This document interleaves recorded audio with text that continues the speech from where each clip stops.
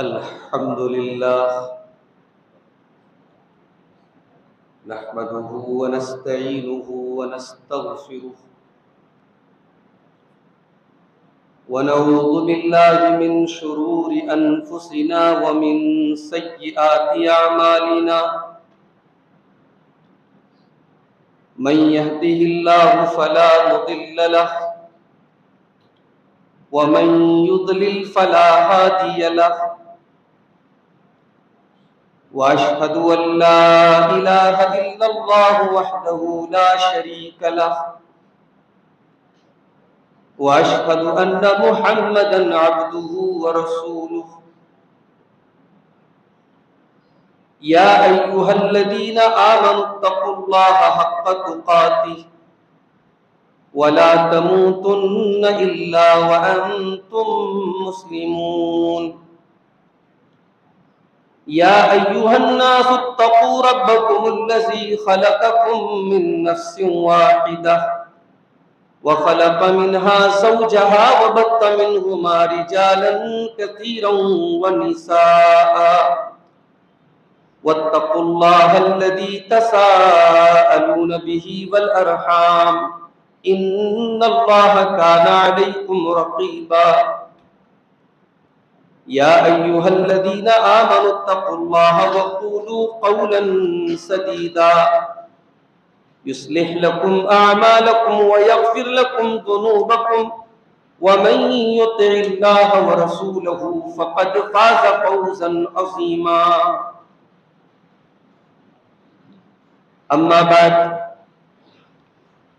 فإن خير الحديث كتاب الله وخير الهدي هدي محمد صلى الله عليه وسلم وشر الأمور محدثاتها وكل محدثة بدعة وكل بدعة ضلالة وكل ضلالة في النار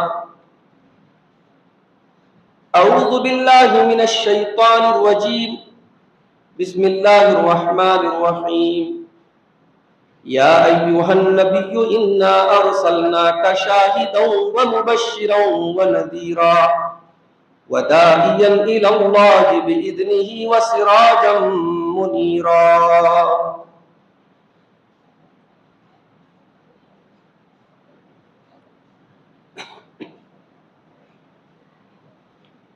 ایک نعت کے چند اشعار سماعت فرمائے. یہ نعت اللہ کے فضل و کرم سے میری ہی لکھی ہوئی نعت ہے.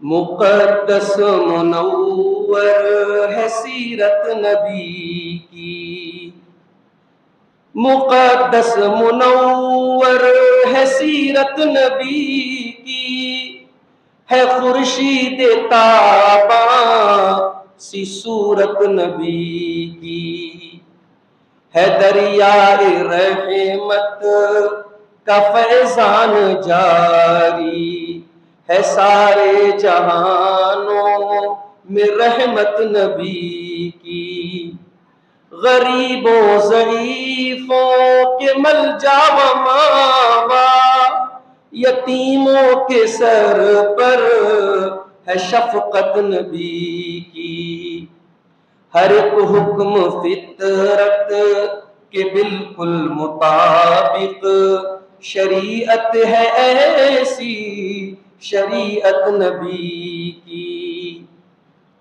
ہے طوفان کی زد میں سفینہ ہمارا، چلو تھام لیتے ہے سنت نبی کی، یہ رتبہ بھی ان کو عنایت ہوا ہے، اطاعت ہے رب کی اطاعت نبی کی، نہ پوچھو کہ کیا ہے مقام محمد، بیان سے ہے باہر فضیلت نبی کی، رسول مکرم ہی ختم الرسل ہے، قیامت تلک ہے رسالت نبی کی، دعاؤں سے دشمن کو اپنے نوازا، شرافت تھی ایسی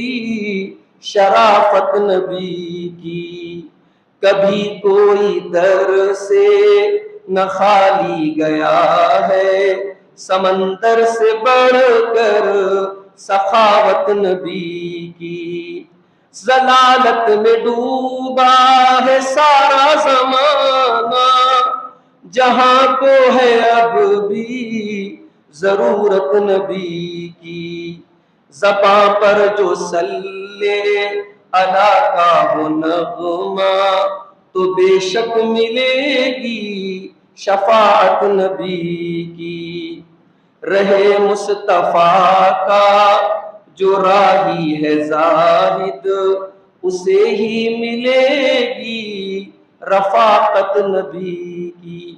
اللہم صلی وسلم وبارک علیہ۔ صدر محترم، علماء کرام، محترم بزرگوں، نوجوان ساتھیوں، میرے بھائیوں، خطبہ مسنونہ کے بعد میں نے آپ کے سامنے سورۃ الاحزاب کی 2 آیتیں پڑھی۔ ان 2 آیتوں میں اللہ تعالیٰ نے اپنے نبی کی 5 کوالٹیز بیان کی، 5 خوبیاں۔ یا ایھا النبی انا ارسلناک شاہدا ومبشرا ونذیرا، اے نبی ہم نے آپ کو گواہ بنا کر کے بھیجا، بشارت سنانے والا بنا کر کے بھیجا، ڈرانے والا بنا کر کے بھیجا، وداعیا الی اللہ باذنہ، اور اللہ کے حکم سے اللہ ہی کی طرف بلانے والا بنا کر کے بھیجا، وسراجا منیرا، اور اے نبی ہم نے آپ کو روشن چراغ یا روشن سورج بنا کر کے بھیجا۔ ان 2 آیتوں میں اللہ تعالیٰ نے اپنے نبی کی 5 خوبیاں بیان کی۔ میں آج کی تقریر میں اس میں سے جو 4تھی خوبی ہے اس پر کچھ روشنی ڈالنا چاہتا ہوں۔ اللہ کے رسول کی سیرت کا ایک باب ہے کہ اللہ کے نبی صلی اللہ علیہ وسلم کو اللہ تعالیٰ نے داعی بنا کر کے بھیجا۔ آپ ایک داعی تھے، دعوت دینے والے، مبلغ،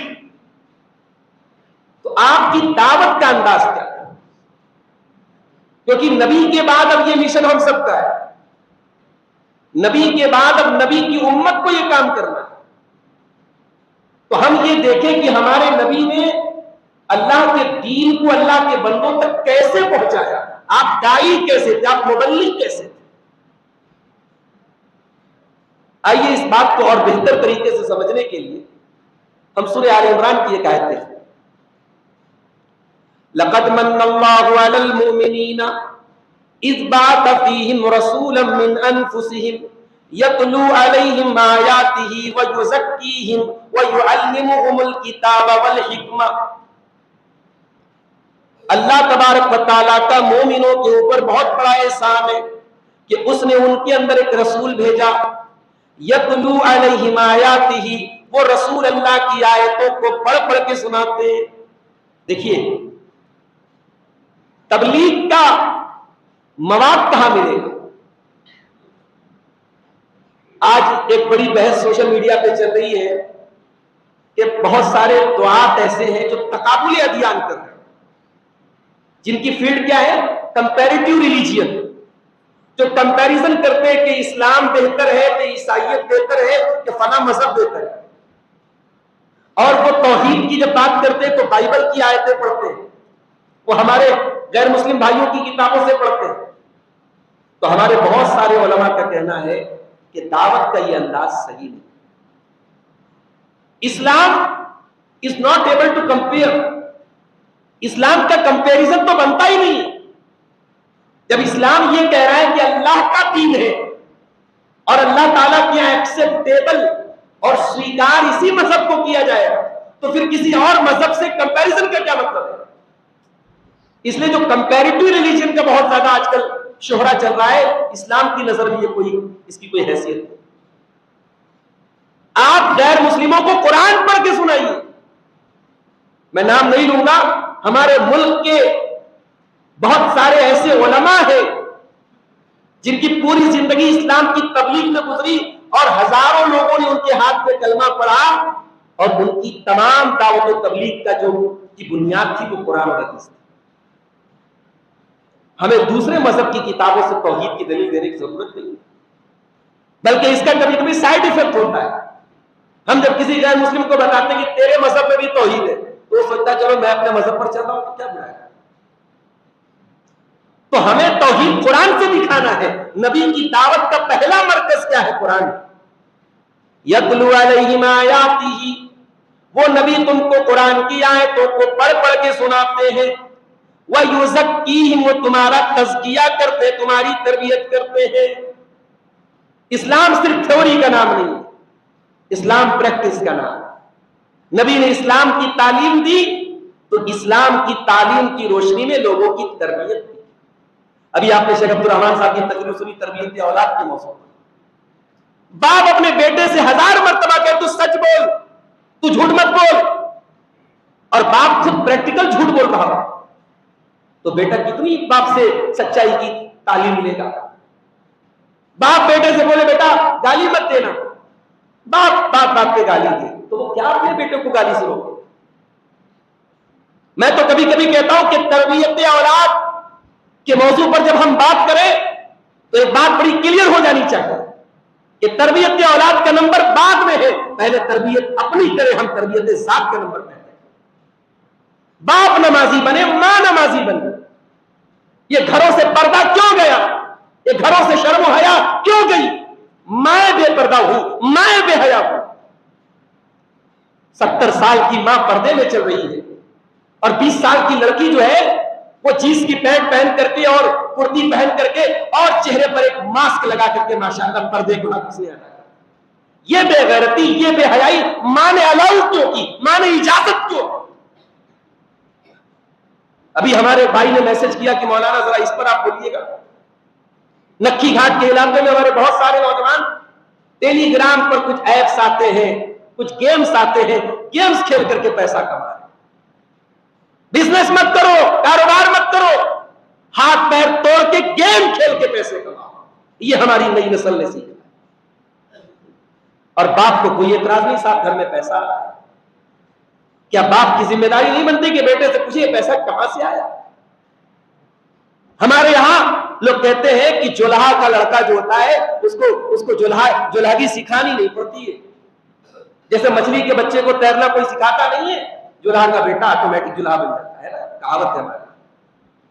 بچہ اسی ماحول میں پیدا ہوتا ہے، بڑھتا چڑھتا ہے، اسے معلوم ہے کہ بھئی جو ہے تانا کس کا، تانی کس کا نام ہے، بانا کس کا نام ہے، تلیا کس کا نام ہے، پوری وہ الف ب اے بی سی ڈی پوری جانتا ہے.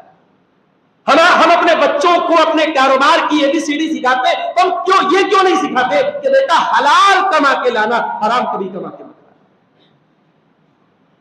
کیا حلال کمانے کے راستے نہیں ہیں میرے بھائی؟ اسی ملک میں، اسی شہر میں اربوں کمانے والے ہیں الحمدللہ جائز اور حلال بزنس کے ذریعے. آپ یہ گیم کے ذریعے، معاف کیجیے گا اپنے نوجوان ساتھیوں کو کہنا چاہوں گا، ان گیموں کے ذریعے آپ کروڑ پتی نہیں بن جائیں گے. حرام کی انکم آپ کے گھر میں آئے گی، سکون چھینے گا، برکت چھینے گی. حرام کا پیسہ اپنے گھر میں آنے مت دو. تو تربیت کی بات آئی. اللہ کے نبی وَيُزَكِّيهِمْ، لوگوں کا تزکیہ کرتے تھے. وَيُعَلِّمُهُمُ الْكِتَابَ وَالْحِكْمَةَ، اور میرا نبی تم کو قرآن و حکمت کی تعلیم دیتا ہے، قرآن سکھاتا ہے، حکمت سکھاتا ہے. نبی کی تبلیغ کا مطلب یہ نہیں سچائی سکھا دو، ایمانداری سکھا دو، شرافت سکھا دو اور قرآن و حدیث نہ سکھاؤ، عقیدہ نہ سکھاؤ، منہج نہ سکھاؤ.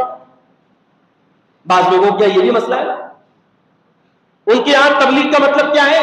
اکرام مسلم سکھا دو. ان کا تبلیغ کا مطلب یہ ہے لوگوں سے اچھا اخلاق سکھا دو. توحید کہاں گئی میرے بھائی؟ عقیدہ کہاں گیا؟ سامنے والا قبر پہ سجدہ کرے، پتھر کے آگے سجدہ کرے، تعویذ پہنے، گنڈے پہنے، دھاگے پہنے، ہم کہتے نہیں صاحب ہمیں عقیدے سے مطلب نہیں. ایسی تبلیغ کوئی تبلیغ نہیں. تبلیغ کے نام پہ ڈھکوسلا ہے، یہ ٹائم پاس ہو رہا ہے. میرے نبی نے جو تبلیغ کی، جو صحابہ نے تبلیغ کی، سب سے پہلے عقیدے پر توجہ دی، سب سے پہلے لوگوں کی توحید کو نکھارا ہے میرے بھائی. تو نبی کی دعوت کا کیا بنیاد کیا ہوئی؟ نبی تم کو تمہارا تزکیہ کرنے آئے اور تمہیں کتاب و حکمت کی تعلیم دیں. اور آگے بڑھیے. نبی کی تبلیغ گھر سے اسٹارٹ ہوئی. اللہ کے پیارے نبی پر سب سے ابتدائی آیتیں جو نازل ہوئی اس میں ایک آیت کی نازل سورہ شعراء کی. وَأَنذِرْ عَشِيرَتَكَ الْأَقْرَبِينَ، اے نبی اپنے قریبی رشتہ داروں کو ڈراؤ، اپنے خاندان کے لوگوں کو ڈراؤ. آپ کی فیملی، آپ کے گھر والے، آپ کے بال بچے، آپ کے بھائی بہن آپ کی تبلیغ کے سب سے پہلے مخاطب ہونے چاہیے. عجیب بات ہے بھائی. ہم ایران کی سیاست کے فیصلے کر رہے ہیں. ہم بیٹھ کر کے سعودی عرب میں کیا ہونا چاہیے کیا نہیں ہونا چاہیے ہم اس پر بیٹھ کے باتیں کر رہے ہیں. ہم اللہ کی دھرتی پر اللہ کا نظام کیسے نافذ ہو ہم اس کے لیے محنت کرنے کی بات کر رہے ہیں. اور اپنے گھر میں ہم اللہ کا نظام نافذ نہیں کر پا رہے. ہمارے گھروں میں بے نمازی، ہمارے گھروں میں حرام کمائی، ہمارے گھروں میں بے پردگی، ہمارے گھروں میں بے حیائی، ہمارے گھروں میں شرک و بدعت. نبی کی تبلیغ میں یہ سبق بھی ہمیں ملتا ہے کہ تبلیغ کا آغاز اپنے گھر سے. جب قرآن کی آیت نازل ہوئی اللہ کے پیارے نبی نے سب سے پہلے اپنے خاندان کے لوگوں کو بلایا. بخاری اور مسلم کے الفاظ ہیں، سارے قریش کے قبیلے کے لوگوں کو آپ نے جمع کیا. اے قریش کے لوگوں ادھر آؤ، اے بنو کعب ادھر آؤ، اے بنو مناف ادھر آؤ، اے بنو ہاشم ادھر آؤ، اے بنو مطلب ادھر آؤ. پہلے آپ نے عام لوگوں کو بلایا پھر خاص کرتے چلے سب کو مخاطب کیا. یہاں تک کہ آپ نے اپنے چچا عباس کا نام لیا. اے میرے چچا عباس آپ بھی سن لیجئے، اے میری بیٹی فاطمہ تو بھی سن لے، اے میری پھوپھی صفیہ آپ بھی سن لیجئے. انقذوا انفسکم من النار، اے میرے خاندان کے لوگوں میں اللہ کا رسول بن کر کے آیا ہوں، تم کو جہنم کی آگ سے ڈرا رہا ہوں، اپنے آپ کو جہنم کی آگ سے بچا لو. تم اگر توحید کے راستے پہ نہیں آئے، تم نے اگر میرا کلمہ نہیں پڑھا، تم اسلام میں نہیں آئے، میں تم کو جہنم کی آگ سے نہیں بچا سکتا. تمہارے ساتھ رشتہ ہے، میں رشتہ نبھاؤں گا، لیکن میں اللہ کے مقابلے میں، اللہ کے عذاب کے مقابلے میں تمہاری کوئی مدد نہیں کر سکتا. یہ نبی نے اپنے گھر والوں کو میں. نبی پر سب سے پہلے ایمان کون لایا؟ آپ کی بیوی حضرت خدیجہ رضی اللہ تعالی. آپ کے یار، آپ کے دوست، آپ کے ہمدرد، آپ کے غمگسار، آپ کے جانثار، آپ کے یار غار، سائے کی طرح آپ کے ساتھ رہنے والے صدیق اکبر حضرت ابوبکر صدیق رضی اللہ تعالی. آپ کے گھر میں بچے کی طرح رہنے والے حضرت زید، آپ کی پرورش کے انڈر میں رہنے والے حضرت علی، آپ کی فیملی کے لوگ ہیں. سب سے پہلے یہی بات. تو نبی کی تبلیغ میں یہ خاص بات ہوتی ہے، گھر سے شروعات کیجیے اور آگے بڑھیے. نبی کی تبلیغ میں ایک خاص بات اور ہے کہ دعوت میں حکمت کو ہمیشہ ملحوظ رکھا جائے. ادعو الی سبیل ربک بالحکمت والموعظۃ الحسنۃ وجادلھم باللتی ہی احسن. اے نبی اپنے رب کی طرف حکمت کے ساتھ بلاؤ. مگر ایک بات میں بول دوں، حکمت کا مطلب کیا ہوتا ہے؟ ہمارے اب بعض لوگ حکمت کا مطلب سمجھتے ہیں سب صحیح ہے. سب صحیح ہے یہ حکمت نہیں ہے. کسی کو برا مت کہو یہ حکمت نہیں ہے. حکمت یہ ہے کہ جہاں جو مقام اور جو جگہ جس بات کے لائق ہو وہ بات رکھی جائے. یہی بہت سارے ایسے مقامات ہوتے ہیں جہاں غصے کا کام ہوتا ہے، وہاں آپ نرمی سے بات کریں گے تو بات خراب ہو جائے گی. اور بہت سارے مقامات ایسے ہوتے ہیں جہاں نرمی کی ضرورت ہے، وہاں غصہ دکھائیں گے بات خراب ہو جائے گی. تو نبی کی دعوت میں حکمت تھی. نبی کے پاس ایک دیہاتی بھی آتا تھا اور مکے کا سردار بھی آتا تھا. نبی دونوں سے ایک انداز میں بات نہیں کرتے. نبی نے حکمت بتائی کہ کس کو کیسے مخاطب کیا جائے. ایسا بھی ہوا نبی کے پاس ایک آدمی آیا جس کے بارے میں اللہ کے رسول کو معلوم ہے کہ وہ برا آدمی ہے، مگر آپ نے بڑے اچھے سے اس سے بات کی. اس کو محسوس نہیں ہونے دیا کہ میں تمہارے اخلاق اور تمہارے کیریکٹر سے مطمئن نہیں ہوں. حضرت عائشہ نے پوچھا کہ آپ نے ایسا کیوں کیا؟ تو آپ نے فرمایا کہ یہ میرا اخلاق ہی ایسا ہے. تو نبی نے حکمت کے ساتھ آیا اور سمجھانے کا انداز، موعظت تھی آپ کے اندر، نصیحت کرتے تھے، آپ سمجھاتے تھے. ایک دیہاتی مسجد میں آتا ہے، نماز پڑھنے کی جگہ پیشاب کرنے لگتا ہے. صحابہ کرام اس کو مارنے کے لیے دوڑتے ہیں. اللہ کے پیارے نبی کہتے رک جاؤ، لا تظلموا، اس کو پیشاب کرنے دو، پیشاب کرنے دو۔ پیشاب کر لیا اس نے، آپ نے اس دیہاتی کو اپنے پاس بلایا، بڑے پیار سے، بڑی حکمت سے، بڑی محبت سے آپ نے سمجھایا، ان هذه المساجد لا تصلح لهذا، اے میرے بھائی یہ مسجد اللہ کا گھر ہے، یہ پیشاب کرنے کی جگہ نہیں، گندگی کرنے کی جگہ نہیں ہے۔ پھر آپ نے پانی منگوایا، پیشاب کو صاف کروایا، پھر آپ نے اپنے صحابہ سے کہا اے میرے صحابہ تمہیں اتنا جلدی طیش میں نہیں آنا چاہیے تھا، انما بعثتم میسرین ولم تبعثوا معسرین، تم آسانی پیدا کرنے کے لیے دنیا میں آئے ہو، مشکل پیدا کرنے کے لیے نہیں آئے ہو۔ کبھی غور کیجئے گا آپ کا لائف سٹائل کیسا ہے، آپ دوسروں کے لیے آسانی پیدا کرتے ہیں یا دوسروں کے لیے پریشانی کھڑی کرتے ہیں؟ اگر آپ کے تہوار پر، آپ کے کسی کام پر لوگوں کا راستہ جام ہوتا ہے تو آپ کو اپنے انداز پہ غور کرنا چاہیے۔ میں کبھی کبھی غور کرتا ہوں کہ ہمارے غیر مسلم بھائیوں کے ہاں بہت ساری چیزیں بہت بڑھ گئی ہیں، اس کے بہت سارے اسباب ہیں، لیکن کہیں نہ کہیں ضد میں بہت ساری چیزیں آئی۔ اسٹارٹنگ ہماری طرف سے ہوئی ہے، ہم نے بہت ساری چیزیں جو ہے اپنا ایک غلط پاور دکھانے کے لیے ہم نے اس کو رائج کیا۔ اسلام تو الاؤ نہیں کرتا کسی کا جینا حرام کرنے کا، بڑے بڑے لاؤڈ اسپیکر لگا کے پورے محلے کو آپ اس کی نیند خراب کریں رات رات بھر، اسلام الاؤ نہیں کرتا۔ آپ کوئی کام کریں پورا راستہ جام کر دیں، اس میں بیمار لوگ ہیں، ایمبولینس کھڑی ہے آپ کی وجہ سے، اسلام تو الاؤ نہیں کرتا۔ اللہ کے نبی نے ایک جملے میں اسلام کا خلاصہ پیش کیا، تم آسانی پیدا کرنے کے لیے بھیجے گئے ہو، پریشانی پیدا کرنے کے لیے نہیں بھیجے۔ تو نبی کی دعوت کا انداز ہے۔ اور آگے بڑھیے، اللہ کے نبی کی دعوت میں ایک خاص بات اور تھی، خذ العفو وامر بالعرف واعرض عن الجاہلین، ہمیشہ اے میرے حبیب معافی کو پکڑے رہیے آپ، عفو درگزر سے کام نہیں۔ نبی نے اس موقع پر معاف کیا ہے جہاں کوئی معاف نہیں کر سکتا ہے۔ بھئی ایک تو معافی یہ ہوتی ہے کہ ہم بدلہ لینے کی طاقت نہیں رکھتے تھے، معاف کر دیں، اور ایک تو وہ معافی تھی فتح مکہ کا موقع ہے، تلواریں میان کے اندر ہے، نبی کا ایک اشارہ ہو اور مکہ میں تلواریں چل جائیں، اور سامنے کون لوگ کھڑے ہیں؟ یہ وہ لوگ ہیں جنہوں نے نبی کا جینا حرام کر کے رکھا تھا، یہ وہ لوگ ہیں جنہوں نے نبی کے اوپر نماز کی حالت میں گندگی ڈالی تھی، ان میں وہ لوگ بھی ہیں جو بدر و احد میں نبی سے لڑتے رہے، ان میں وہ لوگ ہیں جن کو موقع ملا ہوتا نعوذ باللہ ثم نعوذ باللہ انہوں نے نبی کو زندہ نہ رہنے دیا ہو، نبی کے ٹکڑے کرنے کی طلب رکھنے والے لوگ سامنے موجود ہیں۔ آج نبی کو پورا پاور ہے، پورا اختیار ہے، ایک اشارہ کر دے اللہ کے نبی، ایک ہونٹ ہلا دے گردنیں کٹ جائیں گی، خون خرابہ ہو جائے گا، مگر اس نبی نے اس موقع پر کہا تھا لا تثریب علیکم اليوم اذهبوا انتم الطلقاء، جاؤ تمہیں محمد رسول اللہ کسی سے انتقام نہیں لیں گے، جاؤ تم سب آزاد۔ یہ عفو درگزر کی مثال پوری انسانی تاریخ میں، پورے مانو اتہاس میں نہیں ملتی۔ نبی نے طائف کا منظر یاد کیجیے، مکہ میں تبلیغ کرتے کرتے آپ تنگ آ گئے، طائف گیا، کبھی گوگل میپ پہ جا کے ٹائپ کیجیے مکہ ٹو طائف کتنا ڈسٹینس ہے، 80-90 کلومیٹر کا ڈسٹینس تو ہے۔ اس زمانے میں سڑکیں کیسی تھی؟ اللہ کے نبی صلی اللہ علیہ وسلم اکیلے گئے تھے، ساتھ میں حضرت بلال یا حضرت زید تھے غالباً، کسی کو بتایا نہیں تاکہ مکہ والوں کو پتہ نہ چلے۔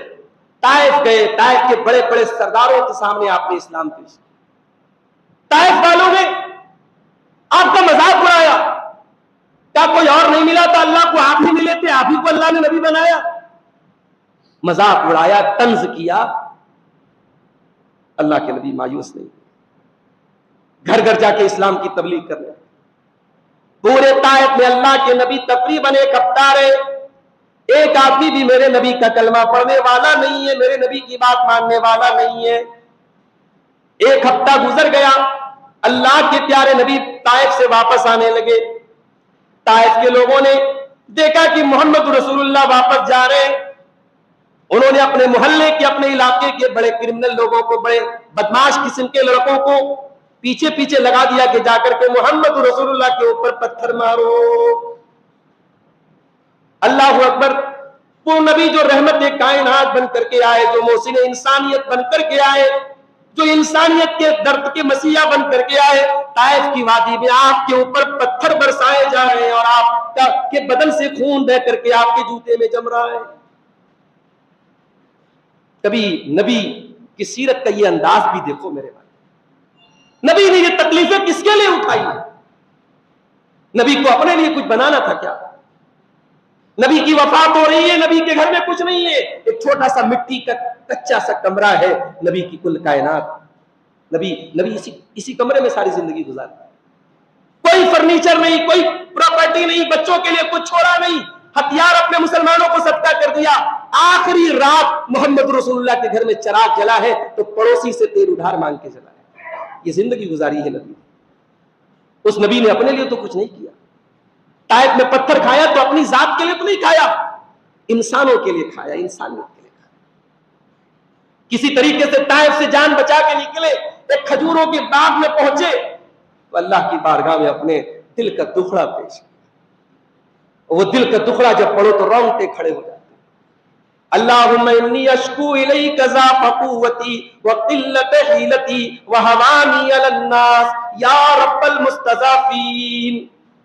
اے کمزوروں کے رب، اے میرے رب، میں اپنی کمزوری کا شکوہ تیری بارگاہ میں کرتا ہوں۔ الی من تکلنی، اے اللہ تو کس کے حوالے تو نے مجھ کو کر دیا ہے؟ اے اللہ کیا ایسے دشمن کے حوالے تو نے مجھ کو کر دیا ہے جس کو تو نے میرا معاملہ سونپ دیا ہے، یا ایسے دور کے لوگوں کے حوالے تو نے مجھے کر دیا ہے جو میرے ساتھ بڑی سختی برت رہے ہیں؟ اے اللہ میں سب برداشت کرنے کو تیار ہوں، اگر تو مجھ سے راضی ہے تو مجھے کوئی اور پرواہ نہیں ہے۔ نبی نے یہ الفاظ کہے تھے اللہ کے بعد، اور اس کے بعد حضرت جبریل آتے ہیں اور کہتے ہیں کہ اے محمد رسول اللہ، یہ پہاڑوں کا فرشتہ آیا ہے، آپ سے اجازت مانگ رہا ہے، آپ حکم دے دیں اور ان مکہ طائف والوں کو دونوں پہاڑیوں میں رکھ کے پیس دیا جائے، ختم کر دیا۔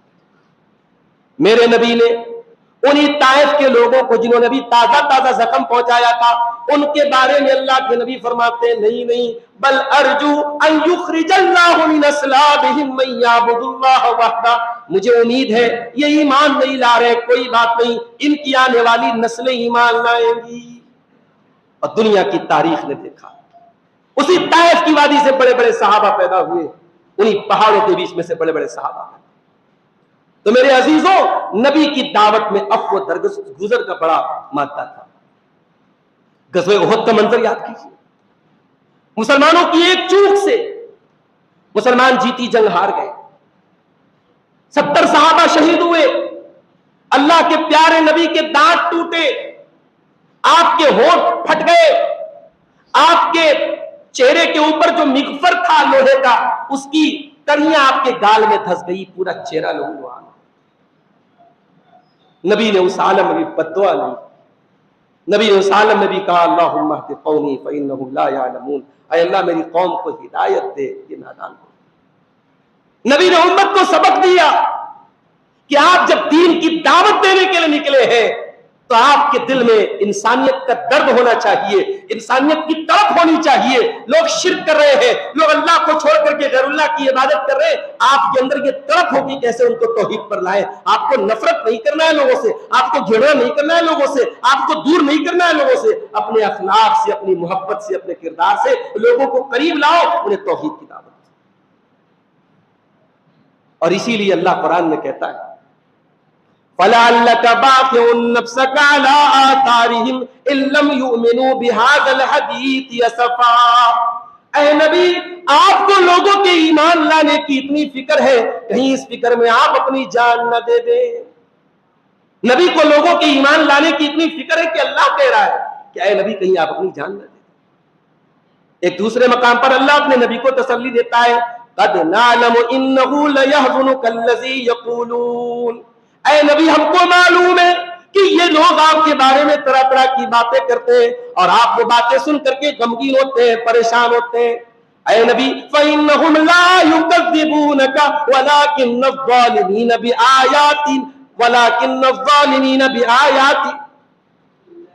بِآيَاتِ اللَّهِ يَجْحَدُونَ، یہ ظالم آپ کو نہیں جھٹلاتے، اللہ کی آیتوں کو جھٹلاتے۔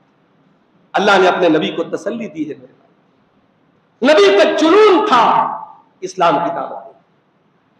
نبی کا چچا ابو لہب نبی کے پیچھے پیچھے چل رہا ہے.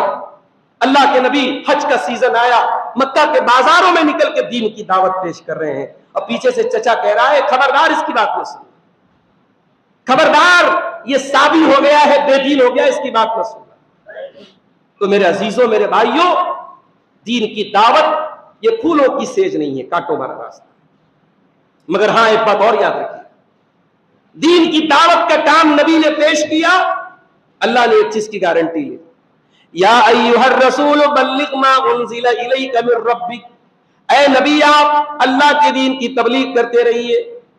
وَإِن لَّمْ تَفْعَلْ فَمَا بَلَّغْتَ رِسَالَتَهُ, اگر آپ نے ایسا نہیں کیا تو آپ نے اللہ کی رسالت کا حق ادا نہیں کیا. وَاللَّهُ يَعْصِمُكَ مِنَ النَّاسِ, اے نبی جب تک آپ اللہ کی دین کی تبلیغ کرتے رہیں گے اللہ آپ کی حفاظت کرتا رہے گا. ایک موقع تھا, مکے کے کافر لوگ بیٹھے ہوئے تھے. ابو جہل سے کسی نے کہا کہ کیا یہاں پہ محمد کا چہرہ مٹی میں ملایا جائے گا؟ تو ابو جہل نے کہا کہ ہاں ملایا جائے. کہا کہ لا تعنا علی رقبتہ ولأغفرن وجهه فی التراب, کہا کہ اگر میں نے دیکھ لیا یہاں محمد کو سجدہ کرتے صلی اللہ علیہ وسلم, اگر یہاں سجدہ کرتے ہوئے دیکھ لیا, ان کی گردن پہ پیر رکھ کر کے کچل دوں گا, ان کا چہرہ مٹی میں ملا. تھوڑی دیر کے بعد اللہ کے پیارے نبی آتے ہیں اور اسی خانے کعبہ میں ابو جہل کے سامنے نماز پڑھنے لگتے, سجدے میں جاتے ہیں. ابو جہل نبی پر حملہ کرنے کے لیے آگے بڑھتا ہے. مسند احمد کی صحیح روایت کے الفاظ ہے, آگے بڑھتا ہے پھر ڈر کر کے پیچھے آ جاتا ہے. لوگ کہتے کیا ہو گیا؟ کہتا ہے رأیت بین یدی خندقا من النار وحولا واجنحۃ, او لوگوں میں جب محمد الرسول اللہ کی طرف آگے بڑھا میں نے دیکھا کہ ایک آگ کا گڑھا ہے اور ایک عجیب سی خوفناک چیز اور بہت سارے پر ہیں.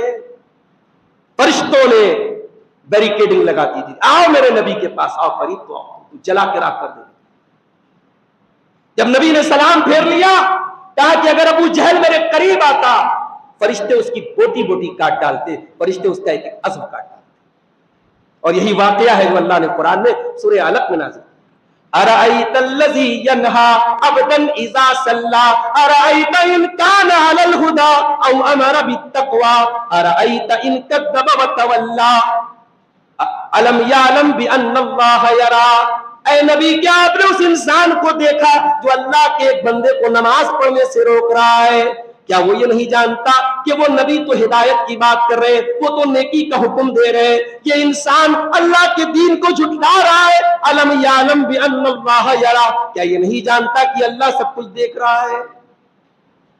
پھر ابو جہل نے کہا گھبراؤ نہیں, اپنے ساتھیوں کو بلا کر لاتا ہوں, اپنی مجلس کو بلا کے لاتا, اپنے دوست سنگی لوگوں کو بلا کے لاتا ہوں. اللہ نے اس کا بھی جواب دیا, کلا لئن لم ينتہی لنسفعا بالناصیہ ناصیۃ کاذبۃ خاطیہ فلیدع نادیہ سندع الزبانیہ. بلاؤ اپنی مجلس کو, بلاؤ اپنے دوستوں. اللہ چیلنج دے رہا ابو جہل کو, بلا تو اپنے ساتھیوں کو. ہم بھی بلاتے ہیں زبانیہ کو, ہم بھی بلاتے ہیں جہنم کے فرشتوں کو, جہنم کی نگرانی کرنے والے فرشتوں. تو اللہ اپنے نبی کا ڈیفنس بھی کرتا ہے. دین کا کام کریں گے, دعوت کا کام کریں گے, اللہ کی توحید کی طرف بلائیں گے, اللہ آپ کی مدد کرے گا. اسی بنارس میں ہم نے دیکھا, بجٹیا میں روز آتا جاتا ہوں, بجٹیا کے وہ علاقے یا توحید کی بات کرنا جرم تھا, قال اللہ اور قال رسول کی بات کرنا جرم تھا. اللہ کی توفیق سے وہاں بھی چند اللہ کے بندے جب توحید کی دعوت پیش کی گئی انہوں نے اس دعوت کو قبول کیا. ہمارا کام میرے بھائیوں, یہ آپ اگر اپنے آپ کے بارے میں یہ سمجھ رہے کہ ہم توحید و سنت کی راہ پہ چل رہے ہیں تو اس توحید و سنت کی دعوت آپ کی زندگی کا ایک مشن ہونا چاہیے. نبی نے ہمیں یہ مشن دیا ہے, ہمیں زندگی کی آخری سانس تک اللہ کے بندوں کو توحید کی دعوت دینا ہے. اور ایک بات اور یاد رکھیں, یہ جو توحید کی دعوت دینا ہے نا, اس میں تدریج کا بھی خیال کرنا ہے. بعض لوگ کیا کرتے ہیں, سوچتے ہیں ایک ہی دن میں پورا کلمہ پڑھواتے. ایسا نہیں ہوتا بھائی, اسٹیپ بائی اسٹیپ کام کرنا ہے. حضرت معاذ ابن جبل کو اللہ کے نبی بھیج رہے یمن کی طرف. آپ نے کہا ہے معاذ انک تاتی قوما اہل کتاب، تم ایسے لوگوں کے پاس جا رہے ہو جو اہل کتاب ہے.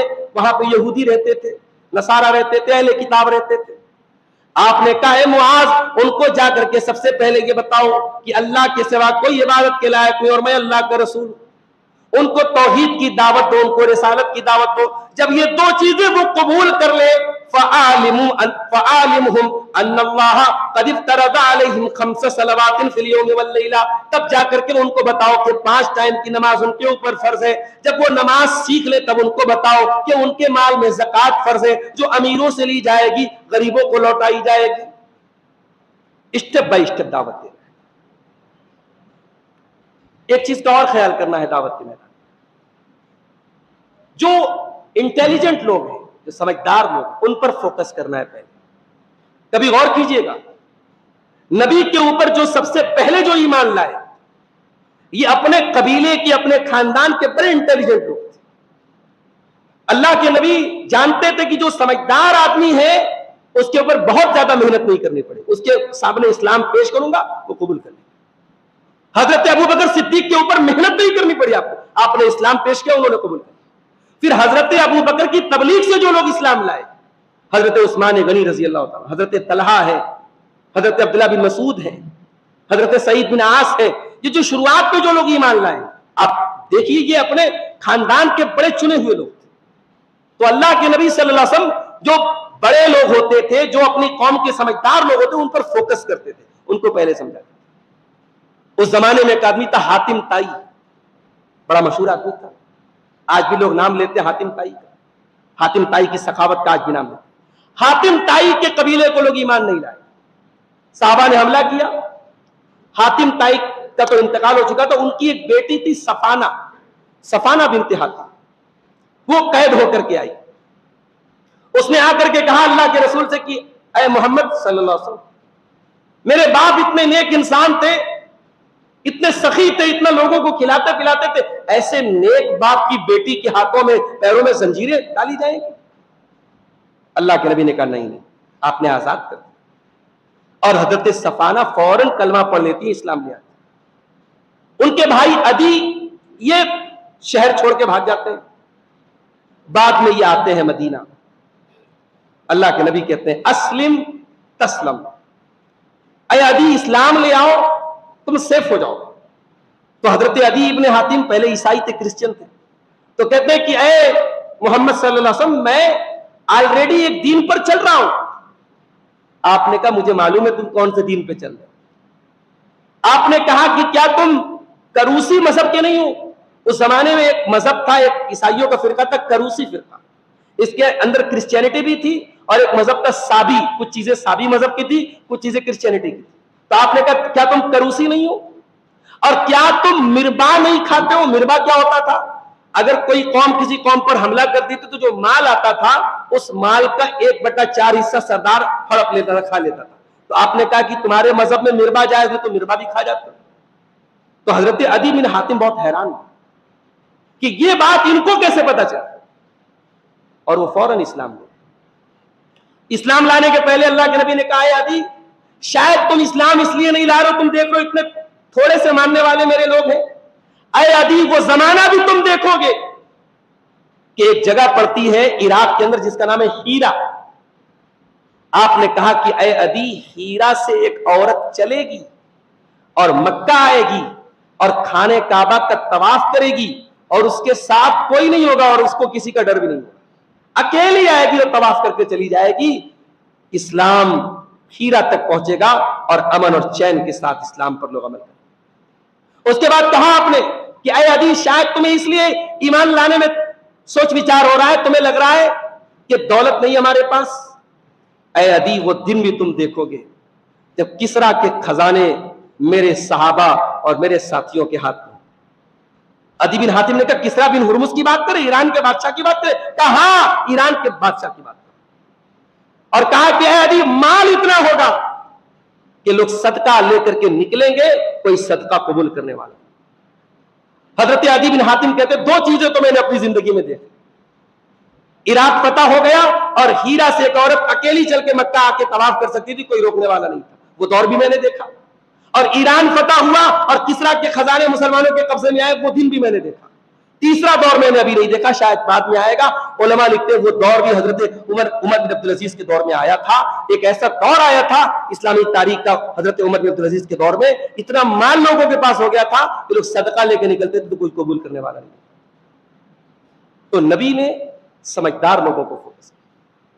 بلکہ اس میں کبھی ایسا بھی ہوا، ایک مرتبہ آپ ولید بن مغیرہ کو تبلیغ کر رہے تھے، ولید بن مغیرہ کو اسلام سمجھا رہے تھے. ولید بن مغیرہ کون تھا؟ اپنے خاندان کا بہت رئیس آدمی تھا، بہت بڑا آدمی. اتنے میں ایک صحابی آئے، ان کا نام تھا عبداللہ ابن ام مکتوم، نابینا صحابی تھے. وہ آئے اور انہوں نے اللہ کے نبی سے کوئی بات کہی. اللہ کے نبی صلی اللہ علیہ وسلم کو تھوڑا ناگوار گزرا. آپ کو لگا کہ یہ تو میرے صحابی آلریڈی ہیں اور غریب آدمی ہے، کمزور آدمی ہے، نابینا ہے، ان کے اوپر مجھے محنت زیادہ نہیں کرنی ہے. یہ سامنے جو بیٹھا ہے مکے کا سردار بیٹھا ہے، اس کے اوپر مجھے محنت کرنی ہے. اللہ کے رسول کے چہرے پر تھوڑی سی ناگواری آئی. یہ جو تھوڑی سی ناگواری آئی یہ بھی اللہ کو پسند نہیں آئی، اور قرآن کی آیتیں نازل ہو گئی سورہ عبس کی. عبس وتولی ان جاءہ الاعمی وما یدریک لعلہ یزکا او یذکر فتنفعہ الذکریٰ. اے میرے حبیب، آپ کا چہرہ تھوڑا سا آپ کا چہرہ بگڑ گیا اور آپ نے منہ پھیر لیا اس بات پر کہ ایک نابینا آپ کے پاس آیا تھا. آپ کو کیا پتا کہ وہ جو آیا تھا وہ نصیحت حاصل کرنے کے لیے آیا تھا. جو آپ کی بات نہیں مان رہا ہے اس کے تو آپ پیچھے پڑے ہوئے ہیں، اور جو خود چل کے آ رہا ہے آپ اس کی طرف توجہ نہیں دے رہے. یہاں اللہ تعالیٰ نے اپنے نبی کی تربیت کی، تنبیہ کی. تو عزیزوں، بزرگوں، بھائیوں، بتانے کا مقصد یہ ہے کہ اللہ کے نبی کی دعوت کا ایک انداز یہ بھی تھا کہ آپ سماج کے جو انٹلیکچوئل لوگ ہوتے تھے، جو سمجھدار لوگ ہوتے تھے، جو بڑے لوگ ہوتے تھے، ان پر فوکس کرتے تھے کہ اگر یہ اسلام لے آئیں گے تو باقی لوگوں کو اسلام پہنچانا آسان ہو جائے گا. اور آخری چیز بیان کر کے بات ختم کروں گا. اللہ کے نبی کی دعوت میں ایک خاص بات ہمیں یہ بھی ملتی ہے کہ آپ توحید کے معاملے میں کبھی کمپرومائز نہیں کرتے. ایک دور ایسا بھی آیا، آپ کو آفر کیا گیا کہ ایک کام کیجیے محمد صلی اللہ علیہ وسلم، ایک دن آپ ہمارے معبود کو مان لیجیے، ایک دن ہم آپ کے معبود کو مان لیں گے. ایک دن آپ ہمارا کلمہ پڑھ لیجیے، ایک دن ہم آپ کا کلمہ پڑھیں گے. سورہ کافرون کی آیت نازل ہو گئی. قل یا ایھا الکافرون لا اعبد ما تعبدون ولا انتم عابدون ما اعبد ولا انا عابد ما عبدتم ولا انتم عابدون ما اعبد. اے نبی آپ کہہ دیجئے جس کی عبادت تم کرتے ہو اس کی میں نہیں کر سکتا، اور جب تک تم اپنے شرک پر جمے ہوئے ہو جس اللہ کی میں عبادت کرتا ہوں اس کی تم نہیں کر سکتے.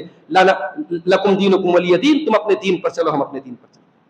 اسلام اخلاق کی تعلیم دیتا ہے، عقیدے میں کمپرومائز کرنے کی تعلیم نہیں دیتا. ابھی ہمارے استاد محترم میں خطاب کر رہے تھے، آج سوشل میڈیا کا دور ہے، ہمارے بہت سارے نوجوان بھائی چارہ کے نام پہ، انسانیت کے نام پہ، مانوتا کے نام پہ عقیدے کی واٹ لگا رہے ہیں، عقیدے کی اور ایمان کی دھجیاں اڑا رہے ہیں. ان کو معلوم ہی نہیں کہ کون سا جملہ ایسا ہے، کون سی بات ایسی ہے جس سے اسلام اور ایمان کے دائرے سے انسان نکل جاتا ہے. وہ دوسروں کو اپنانے کے چکر میں ایسی حرکتیں اور ایسے نعرے اور ایسی چیزیں اپنی زبان سے نکال دیتے جو شرک ہے، جو کفر ہے. میرے بھائیوں، انسانیت اپنی جگہ ہے، اخلاق اپنی جگہ ہے، اور دین اور عقیدہ اپنی جگہ ہے. اس سے کوئی کمپرومائز نہیں کیا جائے گا. اللہ کے پیارے نبی نے پوری زندگی اپنے لیے انتقام نہیں لیا، مگر جب اللہ کے دین کا معاملہ آیا آپ انتقام لیتے تھے. حضرت عائشہ کہتی ہیں، بخاری اور مسلم کی روایت ہے، ما خیر رسول اللہ صلی اللہ علیہ وسلم بین امرین الا اخذ ایسرہما. اللہ کے پیارے نبی کو جب بھی دو آپشن دیا جاتا تھا تو جو آسان معاملہ ہوتا تھا اس کو آپ اپناتے تھے. ومن انتقم لنفسہ، اور اللہ کے پیارے نبی نے کبھی اپنی ذات کے لیے انتقام نہیں لیا. الا ان تنتہک حرمات اللہ، ہاں اگر اللہ تعالیٰ کی حرمت پامال ہوتی تھی، اللہ کے دین کا معاملہ ہوتا تھا، اللہ کی توحید کا معاملہ ہوتا تھا، فینتقم للہ، تو اللہ کے نبی اللہ کے لیے انتقام لیتے تھے.